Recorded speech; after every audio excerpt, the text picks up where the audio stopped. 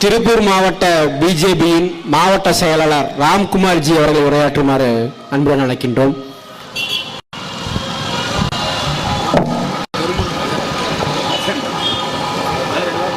இந்த சிவராத்திரி நன்னாளிலே அனைவருக்கும் ஒரு வாழ்த்துக்களை தெரிவித்துக் கொண்டு பாரத தாயினுடைய பொற்பாதங்களை வணங்கி இந்து மக்கள் கட்சியினுடைய மாபெரும் எழுச்சி பொதுக்கூட்டம் இங்கே நடைபெற்றுக் கொண்டிருக்கின்றது.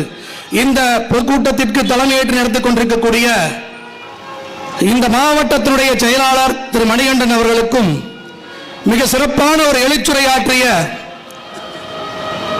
தமிழ் திரு இந்து மக்கள் கட்சியின் நிறுவன தலைவர் ஐயா தமிழ் திரு அர்ஜுன் சம்பத் ஐயா அவர்களுக்கும், ஐயாவை பத்தி சொல்லணும்னா நாங்க நம்ம பகுதியில் கிட்டத்தட்ட பார்த்தீங்கன்னா 10-12 வருடமா நவராத்திரி விழா நடத்திட்டு இருக்கிறோம். நம்முடைய மக்கள் எப்படி இருக்கணும், நம்முடைய பண்பாடு கலாச்சாரம் இதை பத்தி பேசுறதுக்காகவே ஐயாவை கூட்டு பேச சொல்லுவோம். 2 மணி நேரம் பேசுவாரு. அதை கேட்கறதுக்காகவே அவர் வர சொல்லுவோம். இன்னைக்கு என்ன 3/4 மணி நேரத்தில் முடிச்சுட்டாரு. அதுவே எங்களுக்கு ஒரு வருத்தமா இருக்குது. அவருக்கும் ஒரு வணக்கத்தை தெரிவித்துக் கொண்டு இந்த நிகழ்ச்சியை ஏற்பாடு செய்திருக்கக்கூடிய இந்து மக்கள் கட்சியினுடைய அனைத்து பொறுப்பாளர்களுக்கும், மேடையில் இருக்கக்கூடிய அத்தனை தலைவர்களுக்கும் மீண்டும் ஒருமுறை வணக்கத்தை சொல்லிக்கொண்டு, எல்லாரும் பேசிட்டாங்க. இருந்தாலும் கூட இந்த திமுக அரசாங்கத்தை பேச வேண்டும் என்று சொன்னால் 365 நாட்களும் பேசலாம், 24 மணி நேரம் தொடர்ந்து பேசலாம்.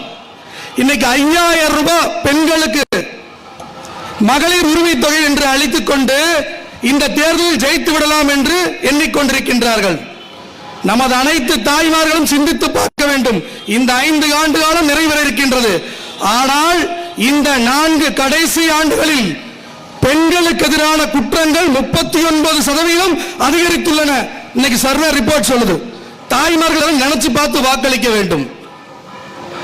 அதே மாதிரி இன்னைக்கு பள்ளிக்கு செல்லக்கூடிய பெண் குழந்தைகள், படித்துக் கொண்டிருக்கக்கூடிய பெண் குழந்தைகள் இந்த 4 வருடத்தில் மட்டும் 34,497 பெண் குழந்தைகள் இன்னைக்கு கர்ப்பமா இருக்கிறாங்க, பள்ளிக்கு செல்லக்கூடிய குழந்தைகள். இதெல்லாம் நம்ம சிந்தித்து பார்க்கணும். இதை பிஜேபிக்கார நாங்க தான் சொல்லுவோம், வேற யாரும் சொல்ல முடியாது. புள்ளி விவரமா இந்த மாதிரி பெண்களுக்கு எதிராக தொடர்ந்து குற்றச்செயல் நடைபெற்றிருக்கு. ஆனா பெண்களுக்கு பாதுகாப்பு பொய்ய சொல்லி நீங்க வாக்க கேட்டிருக்கிறான். அதே மாதிரி 2005 செப்டம்பர் மாதம் கிருஷ்ணகிரி மாவட்டம், ஏன்னா பெண்களுக்கு எதிராக சொல்லும்போது திமுக கார செயலின்னு சொல்லுவான். திமுக காரங்களை பத்தி 2 விஷயங்களை சொல்லணும். கிருஷ்ணகிரி மாவட்டம், கிருஷ்ணகிரி மாவட்டத்துடைய மாவட்ட செயலாளர், சட்டமன்ற உறுப்பினர், மக்களால் தேர்ந்தெடுக்கப்பட்ட சட்டமன்ற உறுப்பினர் மதியழகன், அவருடைய உதவியாளர் ஒரு பெண்ணை பாலியல் துன்புறுத்தலில் ஈடுபட்டதற்காக அந்த சட்டமன்ற உறுப்பினரும் மதியழகன் அவரும் அவருடைய உதவியாளரும் பாலியல் குற்றச்சாட்டுக்காக கைது செய்து சிறையில் அடைக்கப்பட்டிருக்கின்றனர். நாம தெரிஞ்சுக்கணும்.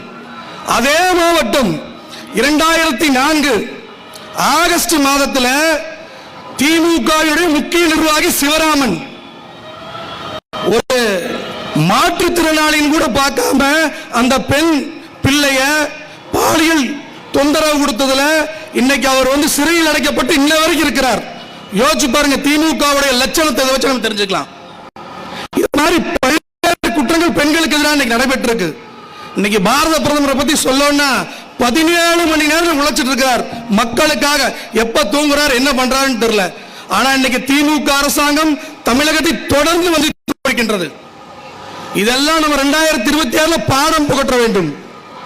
ஐயா அவர்கள் சொன்னாங்க, பட்டியல் சமுதாயத்துடைய நிதியை இன்னைக்கு எடுத்து கொடுத்திருக்கிறாங்க. உண்மையான விஷயம். ஆனா எந்த ஒரு ஊடகத்திலேயாவது வந்திருக்கா சிந்திச்சு பார்க்கணும்.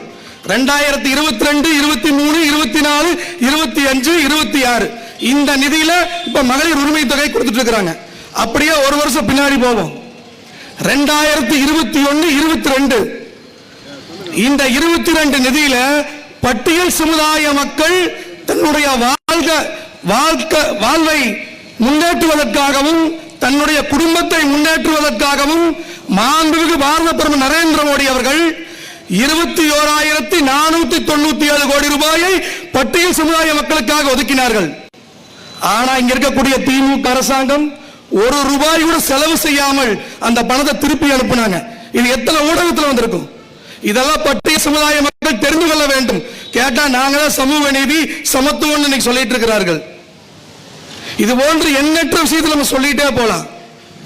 ஒரு தூய்மை பணியாளர் ஒரு 6 மாதத்துக்கு முன்னாடி, ஏன் கேட்டீங்கன்னா இன்னைக்கு திருப்பூரை குப்பை மாநகரமா இன்னைக்கு சீர்காட்டில் இருக்குது.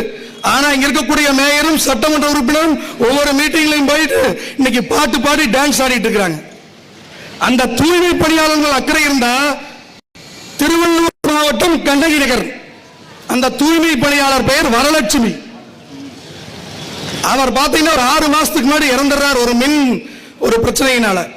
அந்த அம்மா தொடர்ந்து ஒரு 2-3 மாதங்களாக சொல்லிட்டே இருக்கிறாங்க. அந்த பையில கூட்டும் போது இந்த பகுதியில் தாழ்வாக மின் கம்பம் இருக்கின்றது, மின் ஒயர் இருக்குது, இதை சரி செய்யணும் சொல்லி அந்த மின் ஊழியர்கிட்டையும் அந்த அதிகாரிகிட்டையும் தொடர்ந்து சொல்றாங்க, மாநகராட்சிகிட்டையும் சொல்றாங்க.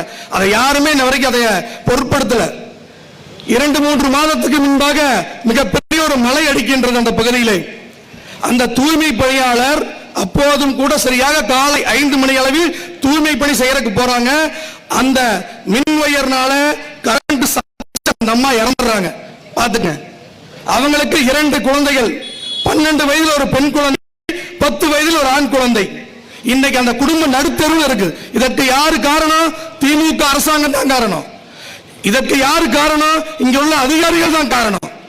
அதுக்கப்புறம் அந்த அம்மா இறந்ததுக்கு அப்புறம் இந்த பிரச்சனை பெருசாகுன்னு சொல்லிட்டு தமிழக அரசு 10 லட்சம் நிவாரண நிதி கொடுக்கறாங்க, தனியார் நிறுவனம் 10 லட்சம் நிவாரண நிதி கொடுக்கறாங்க. நாங்க கேட்கிறோம், அந்த அம்மா என்ன கேட்டாங்க? 2-3 மாதத்துக்கு முன்பாக அந்த தாழ்வான பகுதியில் ஒயர் போயிட்டு இருக்கு, சரி பண்ணுன்னு சொன்னாங்க. அதை சரி செய்யறதுக்கு 1000-2000 தான் இருக்கு. இப்ப நீங்க எவ்வளவு செலவு செஞ்சிருக்கிறீங்க? 20,000. ஆனா அந்த குடும்பத்தை பத்தி யாராவது யோசிச்சு பார்த்திருக்கிறீங்களா? இப்படித்தான் ஒவ்வொரு நாளும் இந்த திமுக நாடகம் ஆடிட்டு இருக்கு. நம்ம அனைவரும் இதை புரிந்து கொள்ள வேண்டும்.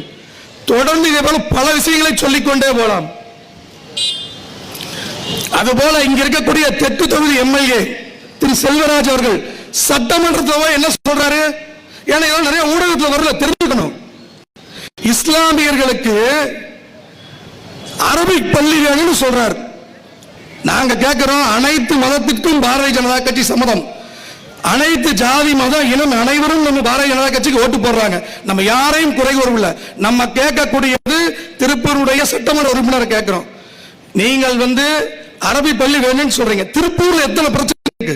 இன்னைக்கு குப்பை பிரச்சனைக்கு நீங்களே ரோட்ல குழந்தைங்க, நீங்க இதை போய் சட்டமன்றத்தில் பேசலாமா பேசக்கூடாதா சொல்லுங்க? ஏன் பேசல? இன்னைக்கு அருகிலே ஜெயவா பள்ளி பெண்கள் மேல்நிலை பள்ளி இருக்குது. 8000 to 10,000 பெண்கள் நீங்க அங்க படிச்சுட்டு இருக்காங்க. வசதி குறைவு. அந்த பகுதியில் போய் பார்த்துட்டீங்கன்னா நீங்க பாத்ரூம்ல அந்த இன்டர்வல் டைம்ல குழந்தைகள் போயிட்டு கூட வர முடியல, அவ்வளவு தூய்மை கூட இல்லை, இட நெருக்கடி. அவர் நினைச்சிருந்தா பொதுவா அனைத்து மதத்திற்கு தேவையான இன்னொரு பள்ளி ஒன்று கேட்டிருக்கலாம். இதை கேட்டாங்களா? நம்ம இதெல்லாம் சிந்திச்சு பார்க்க வேணும். ஒரு மதத்திற்கு மட்டும் சப்போர்ட் போட்டு அவருடைய வாக்குகளை பெறுவதற்காகவே தொடர்ந்து இந்த திமுக வஞ்சித்துக் கொண்டிருக்கின்றது. இதை 2026 நமது வாக்காளர் பெருமக்களும் பெரியவர்களும் தாய்மார்களும் நல்லா புரிஞ்சுக்கணும். அதுபோல இந்த மேயர் ஐயா பல விஷயங்களை சொன்னாலும் கூட மேயர் பதவி ஏற்ற உடனே ஒரு சீமர் ஒரு துடைப்பா ஒரு 100 ரூபாய்க்கு வாங்கலாம். ஆனா அதுல கூட எடுத்தோன்னையே 449 ரூபாய்க்கு அந்த சீமார் கொள்முதல் செஞ்சாங்க. இது போன்று பல்வேறு ஊழல். இதெல்லாம் நம்ம ஒவ்வொரு நாளும் புரிஞ்சுக்கணும். இதே நம்ம பாரத பிரதமர் நரேந்திர மோடி எடுத்துக்கங்க, எண்ணற்ற திட்டங்களை கொடுத்திருக்கார். எடப்பாடியார் ஆட்சி காலத்தில் 6 மருத்துவக் கல்லூரி, இதுல திருப்பூருக்கு ஒரு மருத்துவக் கல்லூரி. அதே போல திருப்பூருக்கு இன்னைக்கு கம்யூனிஸ்ட்காரங்க சொல்லிட்டு இருக்கிற, நான் தான் தொழிலாளர்களுக்கு ஒரு பாதுகாவலன் சொல்லி. பிரதமர் அவர்கள் 2019 தொழிலாளர்கள் இங்கிருந்து கோயம்புத்தூர்ல ESIBF மருத்துவத்திற்கு போறாங்கன்னு சொல்லி சுமார் 81.34 கோடி ரூபாய் செலவில் பூண்டி ரிங் ரோட்ல 2019 அடிக்கல் நாட்டினார் ESI மருத்துவமனைக்கு. 2024 துவக்கப்பட்டு 100 படுக்கை வசதியோட இன்னைக்கு அது பயன்பட்டு இருக்கு. இதெல்லாம் பாரத பிரதமர் நரேந்திர மோடி கொண்டு வந்தது, மத்திய அரசு பாஜக அரசு கொண்டு வந்தது. ஏன்னா பிரதமர் என்ன செஞ்சாரு, பாரதிய ஜனதா கட்சி என்ன செஞ்சாரு சொல்லக்கூடிய நிர்வாகிகளுக்கு நம்ம சொல்லிக்கிறோம். இது போன்று எண்ணற்ற திட்டங்கள், பெண் குழந்தைகளுக்கு செல்ல மகள் சேமிப்பு திட்டமாகட்டும், திருப்பூருக்கு அதே மாதிரி பார்த்துட்டீங்கன்னா அம்ருத் திட்டம் அப்படின்னு சொல்லி பல்லாயிரக்கணக்கான கோடி ரூபாய் ஒதுக்கி இருக்காங்க. இந்த அம்ருத் திட்டத்தில் என்னென்ன வருதுன்னு பார்த்தீங்கன்னா, தரமான சாலை, 24 மணி நேரம் குடிநீர், LED விளக்கு, இது மாதிரி பல்வேறு திட்டங்கள் அந்த அம்ருத் திட்டத்தில் இருக்கு. ஆனா அதுல கூட அந்த திருப்பூர் மாநகராட்சி ஊழல் செஞ்சிருக்குன்னு இன்னைக்கு வந்திருக்கு. இது போன்று பல்வேறு ஊழல்களை செய்து கொண்டு தேர்தல் வரும்பொழுது மட்டும் நாடகத்தை ஆடிக்கொண்டு மக்களை ஏமாற்றிக் கொண்டிருக்கின்றார்கள். எதிர்வருகின்ற 2026 நாம் அவர்களுக்கு ஒரு பாடத்தை புகட்ட வேண்டும். தேசிய ஜனநாயக கூட்டணி, NDA கூட்டணி தமிழகத்திலே எடப்பாடியாரின் கீழ் ஒரு ஆட்சி மலர வேண்டும் என்று கேட்டு எங்களுக்கு இந்த பாரதிய ஜனதா கட்சியின் சார்பாக வாய்ப்பினை அளித்ததற்கு அனைவருக்கும் ஒரு நன்றி.